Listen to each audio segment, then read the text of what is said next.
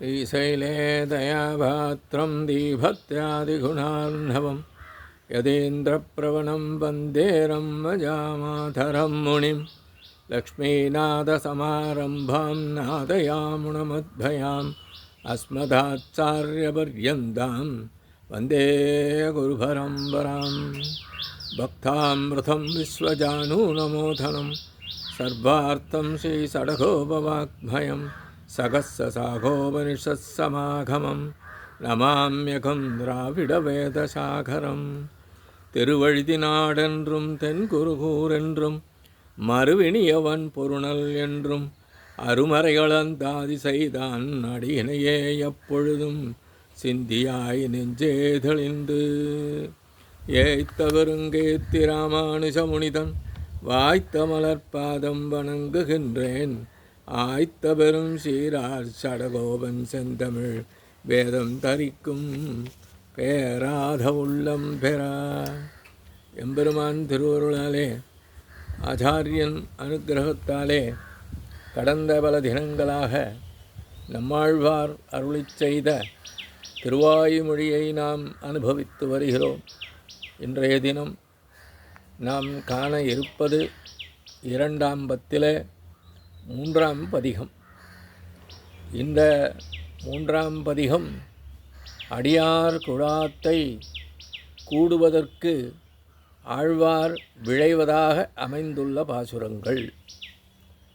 இப்பொழுது நாம் காண இருப்பது இரண்டாம் பத்து மூன்றாம் பதிகம் முதலாம் பாசுரம்.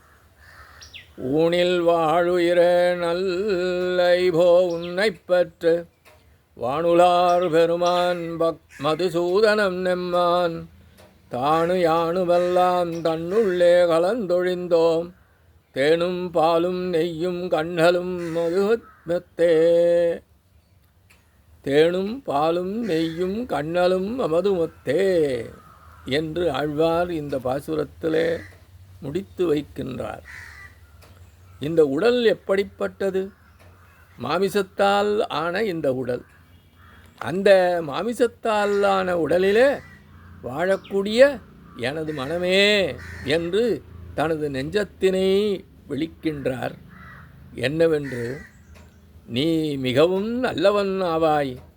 ஏனென்றால் உன்னை நான் அடைந்துள்ள காரணத்தினாலே பரமபதத்திலே உள்ள நித்திய சூரிகளின் தலைவனும் மது என்ற அரக்கனை அழித்தவனும் என்னை அடிமை கொண்டவனுமாகிய சர்வேஸ்வரனும் நானும் அனைத்து இனிமைகளும் உண்டாகும்படியாக தேனும் தேனும் பாலும் பாலும் நெய்யும் நெய்யும் கருப்பஞ்சாரும் கருப்பஞ்சாரும் அமிர்தமும் அமிர்தமும் ஒன்று கலந்துவிட்டோம்.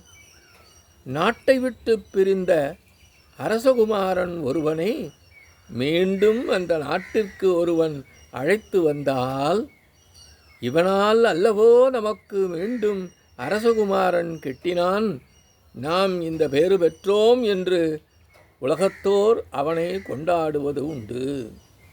அதுபோன்று கைங்கரியச் செல்வம் என்பதை அடைவதற்காகவே பிறந்து அதனை செய்யாமல் பல நாள் அந்த செல்வத்தை இழந்து நிற்கும்போது அதனை மீண்டும் பெற்றுத்தந்தது இந்த நெஞ்சம் அல்லவோ என்று தனது திருவுள்ளத்தை கொண்டாடுகின்றார் ஆழ்வார் இப்பாசுரத்திலே. ஊனில் வாழுயிரே. ஊன் என்றால் மாமிசத்திலானது இந்த உடல் என்பதாம். வாழுகை என்றால் இருப்பை கூறுதல். ஆக உடலில் உள்ள உயிரே என்று விழிக்கின்றார் இப்பாசுரத்தில் ஆழ்வார். விஷயங்களை, அதாவது உலக விஷயங்களை அனுபவிக்கும் சுகம் பகவத் அனுபவ சுகம் என்று பலவாக உள்ளது. பரமபதத்தை அடைந்து அங்கு பலவிதமான வடிவங்களை எடுத்து அனுபவிக்கும் பொழுது நீ உதவினாய் அல்லவே. அங்கு உள்ளத்தின் உதவி தேவையில்லை. இந்த நில உலகில் வாழ்க்கையில் அந்த நெஞ்சத்தின் உதவி தேவை. இங்கு மனதை உயிர் என்று கூறுகிறார் ஆழ்வார். மனிதன் பந்தப்படுவதற்கும் மோட்சம் அடைவதற்கும் எது காரணம்? மனமே காரணம். ஆகவே உயிரே என்று தன்னுடைய ஆத்மாவை அழைக்கிறார் இப்பாசுரத்திலே.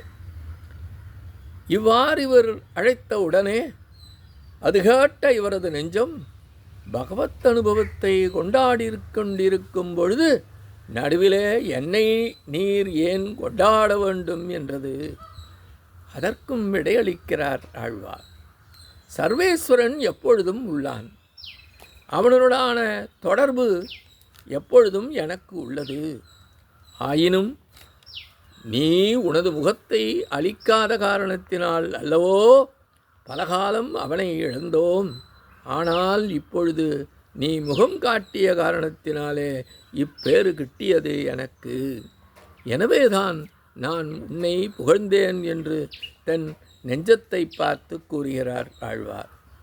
வானில் உள்ளவர்தான் அயர் வரும் அமர்களின் அதிபதியாக உள்ள போதிலும் இங்கு வந்து நமக்காக அவதரித்து மது என்ற அரக்கனை அழித்தது போன்று என்னுடன் தான் சேருவதற்கு தடையாக இருந்த எல்லா விதமான விரோதிகளையும் எம்பெருமான் நீக்கி என்னையும் மாற்றிய அவனும் இப்படிப்பட்ட கைங்கரியம் செய்வதில் ஈடுபடுத்தப்பட்ட நானும் ஒன்றாகச் சேர்ந்தோம்.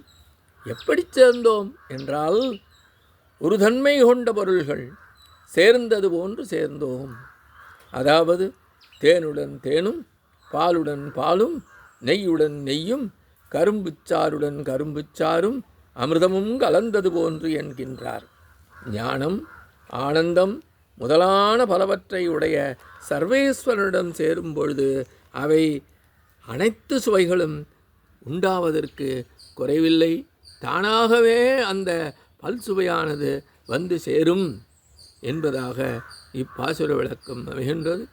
இத்தோடு இன்றைய கால நிறைவு செய்கின்றோம். எம்பெருமான் திருவடிகளே சரணம். நம்மாழ்வார் திருவடிகளே சரணம். எம்பார் திருவடிகளே சரணம்.